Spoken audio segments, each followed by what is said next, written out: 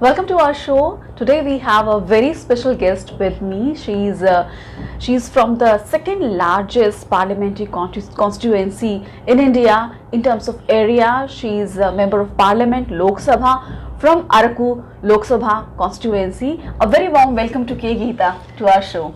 Thank you.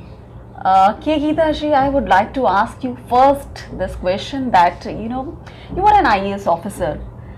You spent a long time in civil services. How this transition took place from civil services to being a politician? Actually, from the very beginning, I was interested in doing service to the people. When I was with my father also, when I was in the younger days also. My father was a deputy collector. He retired and he is no more now. Okay. He did lot of social service as long as he was alive. So I was always involved with him in the social work.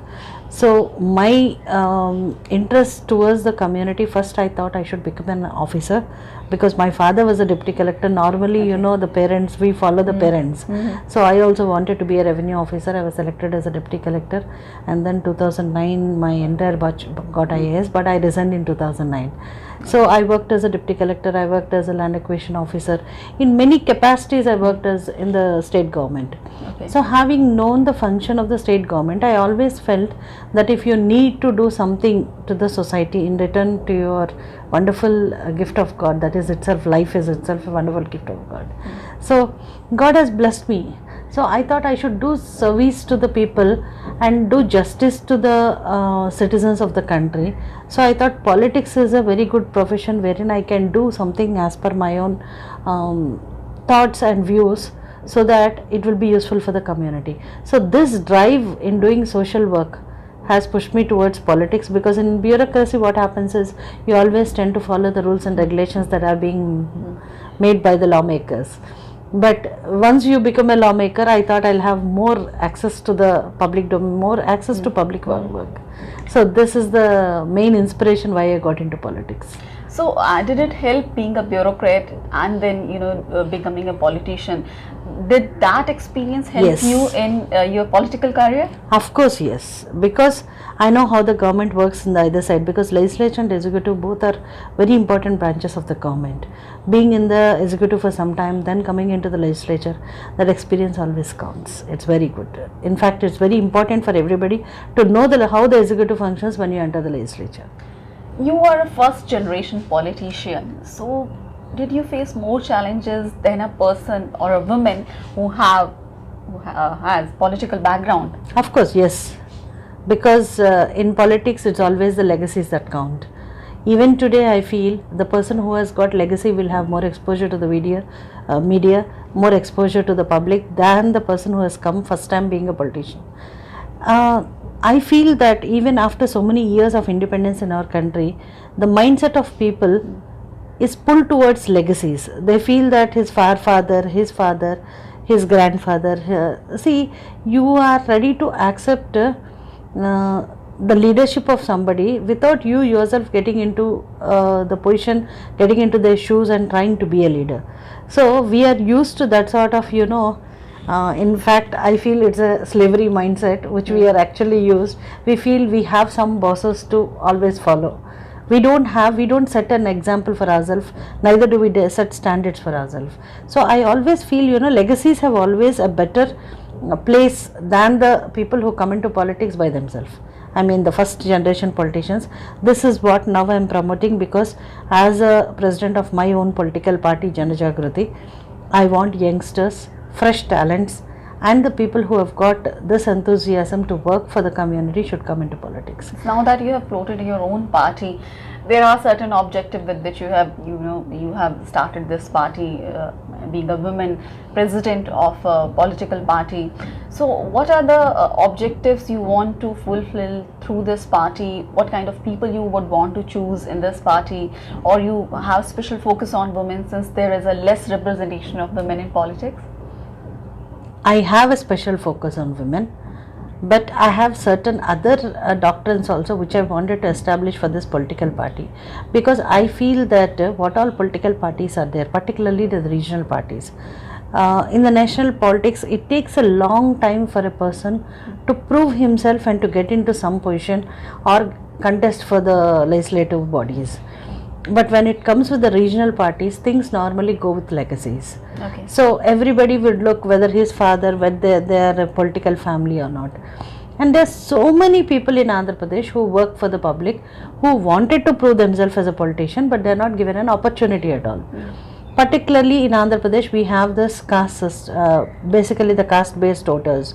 You know, lot of caste, there are so many caste communities that are representing each sector, in fact.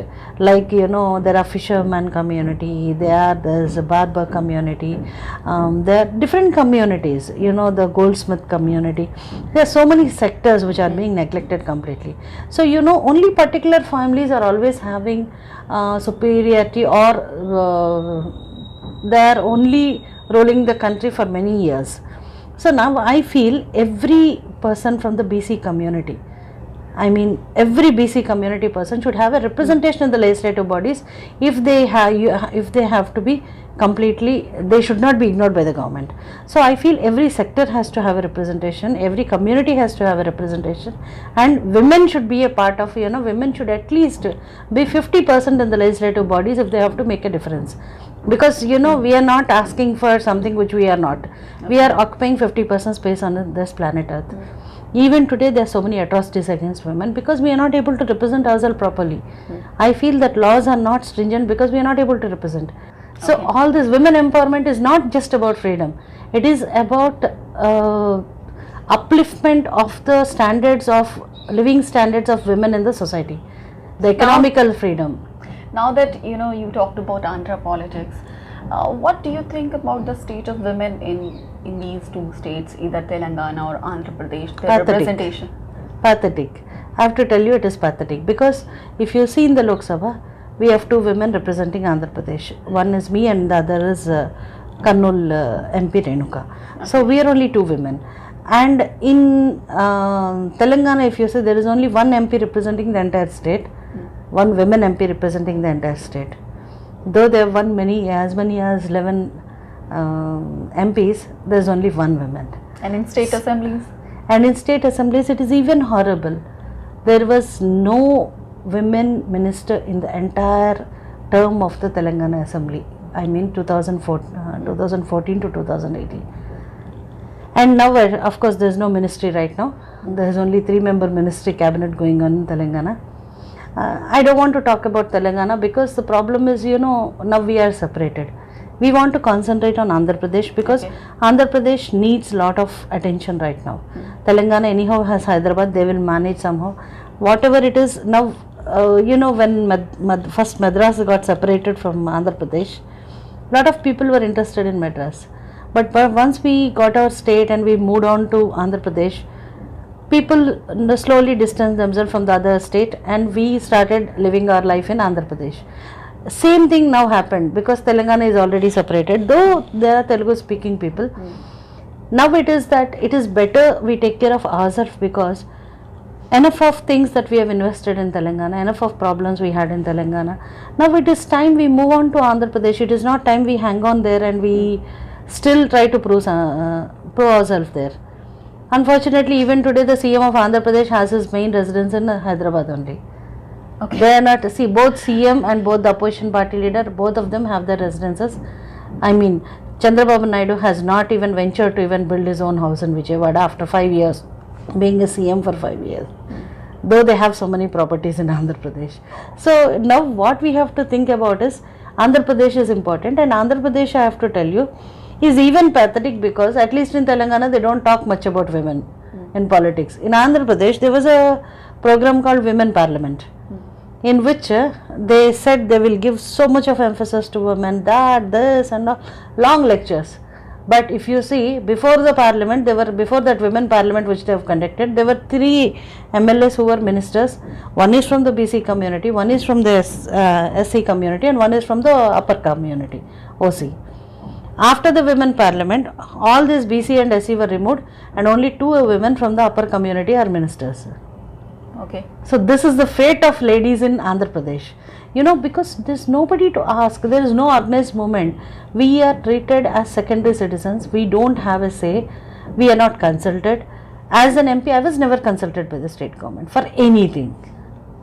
So they don't want, it's, you know, they feel that MPs and MLAs are just a head count for them to just do what they want. There is no say for the women. Even today, I will challenge you, there is no say for the women in Andhra Pradesh Legislative Assembly, whoever it is, even today. Do you think there is a problem within, you know, the internal democracy is not there within party? Yes, yes. Yes, that's right. That's that causes some problem that, you know, women are not, part of many of the decision-making process within the party. You know, what happens is, it's very nice when we talk about democracy saying it's of the people, by the people, for the people. But I have been in the system for this 5 years. I understand it is not of the people, by the people, for the people. It is of the leaders, for the leaders, by the leaders.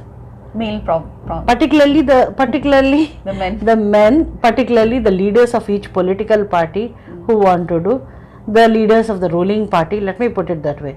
Because everything is done at the whims and fancies of the ruling party. And the ruling party, not everybody, it's only the rulers again. So even in the ruling party, if a woman is in the ruling party also, she will not have any say in the party. She doesn't have, she will not have, and it will take still time to have. So it means that, you know, somewhere when we talk about democracy in India, there is no democracy. No democracy, and it is dominated by men only. It is dominated by men. It is 50% are dominating, and the rest 50% are following. That's it. So when it comes to women, they say that, you know, we are 50%, we are half of the population. And that is why, even today I am saying we are fighting only for this freedom, saying that there are a lot of women who say we want to go to pub, we want to go to Sabarmale, we want to enjoy our life, there is freedom, we want to dress as we want. You know, all these things will come after how your life is determined by the lawmaking. Why are not women coming forward and saying we want to be in the political positions to determine our life, to determine the laws? No, this is not of anybody's interest, because it feels that it is a burden on them. Everybody feels they want to enjoy their life. If you feel you want to enjoy your life, you will be happy once you get some money for the economic, if you have an economical freedom, and you will be happy if your family allows you to be comfortable. You can go out, you can do anything what you want to do. That is misinterpreted for women empowerment. No. Women empowerment has a very deep sense inside. It is like standing on your own feet, having economic liberty, having the liberty, you have, with all the liberties, you are within the law. You are not above the law. Coming back to political participation of women, you know, with more and more women are coming out to cast their votes. Sometimes they are more than the men voters in terms of percentage. Do you think that they have capability to change the government? Yes, they have the capability, but they are underestimating their capability. The problem is, in urban areas, yes, to some extent women are thinking when they are voting. I will not say every woman is like that. Whatever now comments I am making is not about every woman. It is about some people who are misinterpreting this women empowerment. I feel when it comes to women in politics, lot of students now, when I go to the colleges and interact with the students, they are also showing interest in politics. But everybody has a simple question. Very simple question. We don't get opportunities, point number one. Second thing, how do we understand who is genuine? Third thing is that, why is our lives like this only even after so many people are governing our country? We want to come make a change. Will we get an opportunity? Okay. So do you think that, as you have mentioned, you know, somewhere it feels that, you know, there is some sort of hidden, you know, agenda to not let women come into politics, and that's why the state of women will not change if they come in more numbers and bigger number. At least the 50% of women are in politics. Who will allow 50% women in the legislative bodies? I don't think we are anywhere near. Then what is the way out? As I told you last time, we need an organized movement for the women to ascertain their rights, first of all. And second thing, we need political parties with consensus to come forward and give 50% of the seats to women. As a first step towards this. I have started that. Let us see how many will follow. Okay. There are 1 or 2 parties in Andhra Pradesh which immediately said we will also give 33% quota to women in our seats. Okay. If everybody thinks like that, maybe there will be some change. But it is far, because it's not just about Andhra Pradesh. It is about the other areas. It is about North India, where women are not having that sort of liberty even today to come into the public life. Yes, they are educated, they are doing jobs, but still, I am not talking about Delhi. Delhi and this place is different completely. But when we talk about Uttar Pradesh, when we talk about Madhya Pradesh, there are ladies who have proved themselves, but at the same time, lot of women don't come out even today.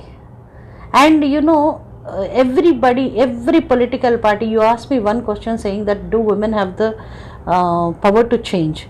Yes, every political party, if you have seen in the history, if you are seeing today, the first sobs they give is to women, because somehow they want to attract the women voters.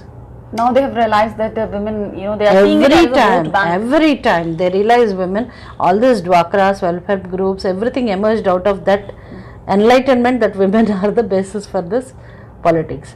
You know, women are definitely the basis to determine a political leader, but now we have to come into such a position wherein we will determine what laws also we want. Okay.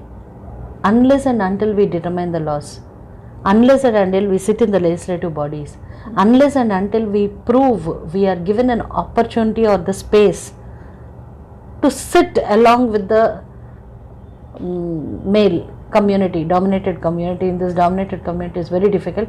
We have to sit among them and we have to be a part of the lawmaking. So as who will understand women's issue if they are not legislators, if they are not part of the law drafting process? So do you think that we need to have a system wherein we need to, you know, at a very young age we need to train our daughters, we need to train our girls to be in politics, maybe at a college level, maybe we need to inculcate their interest in politics, maybe at school level, which is somewhere is missing. Yes, social politicizing, that is political socialization. Yeah, political socialization. You know, since childhood also we need to develop that sort of mindset among the children. They have to observe what is going around them. They are given an opportunity nowadays. They are doing this mock parliament, that, this and all. But for the girls, normally we have to create, girls and boys also, in fact youngsters should come into politics. That is one thing which I am actually looking into. But particularly when I talk about the women in politics, for girls we need to inculcate that sense, you know, as a mother, as a sister, as a wife, as a daughter, we are discharging so many duties efficiently, are we not? So when we are capable of governing our families or ruling our families or systematically organizing everything in the family, so are we not capable of sitting in the lawmaking agencies? Are we not capable of making laws for the country? Even if you see in the history now, even all the other governments in the entire world are realizing that women are very good peacemakers. You know, when the peace talks are concerned, they are involving women into that. So we have always been at the forefront whenever there is a trouble. So women are always said to be capable of handling even disasters. So we have to be given that space, that is it. The space is not given. Once you give that space, definitely I feel that a lot of women will handle effective positions, very big positions effectively. They will be able to do. Do you think that, you know, as we have discussed, that, you know, that many women they don't come out and they don't show their interest in politics? So somewhere we need to, you know, give them confidence. This is a career as any other career, comfortable for women. That we should do at the college level. And you know, even nowadays I see in Andhra Pradesh 10-15 women sitting there also talking about politics nowadays. Okay. It is not just that they are not talking, because you know, when you suffer because of the political decisions, automatically your brain goes. You see, this is one interesting issue which I wanted to share. There are these Anganwadi workers, these Asha workers, these are all service sectors. You know, everywhere women are employed. You know, they want us to be there. Why not men as Anganwadis? True. There is something pre-planned to keep them away from power. So there is a very apparent question Yes, that, you know, they want only hand to mouth, women to be hand to mouth. They don't want them to be comfortable. In politics, you need to be little comfortable to handle the jobs what you have got, because financially if you are not comfortable to handle, you will not be able to make any difference. You will be always stuck in your firefight. So economically you will have to have liberty. To economically have liberty, you have to be encouraged to do some sort of businesses, jobs, entrepreneurship. Economical liberty should be the must for a politician, because if your mind is occupied with the financial pressures, you will not be able to perform. So the family should support. One thing, family should support. Second thing, she should be able to independently be economically strong. So these are all the factors. So women are normally, what they are always meant to be is, they will only be in a particular stage wherein it is hand to mouth. They will not be having time basically to come and even think about politics. They're shouldering so many responsibilities, Yes. that economic empowerment is somewhere. Then they will think, okay, for them. politics, why not my husband take care, why not my son take care, or why not somebody else take care. I've got enough of this, I have to settle these things. These are, priorities of women are always the family, when you look at it in any way. Family, the economic But there conditions. are many women who have family and they are doing even politics very well, and they are probably an example. That is because for of many. I keep telling. We need to create more such examples. Yeah. I keep telling, the success of a man depends on a woman, they will say, women behind. But I say the success of a woman always depends upon the family which is behind her. Because if there is no family that will support your ideology, you will be lost somewhere. So do you think that, if women want to come into politics, then funding is a problem, and there is an idea that public funding of election should take place to allow women to come into politics? Yes, public funding should come into I think in the next election at least we will expect that sort of reforms and electoral reforms. So public funding should take place, and it is like, everything should be transparent, and illegal money distribution should be stopped. Stringent reforms should be brought. There are stringent reforms, but there is always a backdoor. Because there are reports which say that, if women are in politics, then you would see less corruption. And much better governance. That's right. That's right.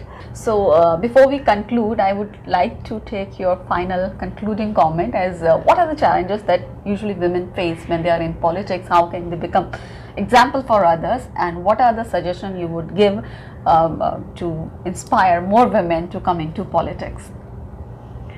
It is the society that is responsible. When there is a politician who is self-made and who is first generation politician, not having any legacies, when they come with lot of struggle, legacies don't face struggle. If you ask a legacy what struggle do you face, they don't have that sort of problems. But when it comes to a first generation politician, they have a lot of problems, but they are not highlighted in the media. They should be highlighted, and this communication should go to this remote area also, remotest of the country it should go.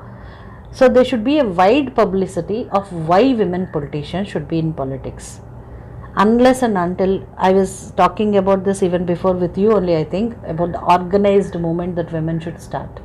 If I want an NGO to conduct a meeting, they will say they will conduct it if it is not political. Okay. If there is no politics in that.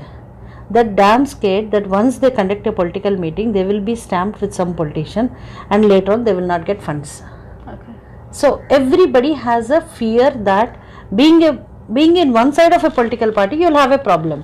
So with this mindset, a lot of women don't actually venture into come into politics, because they'll feel that their life is affected.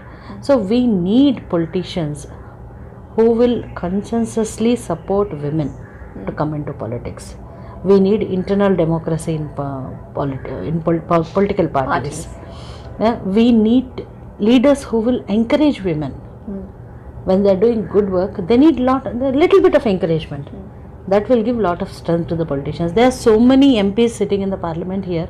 Some MPs are not even recognized even today.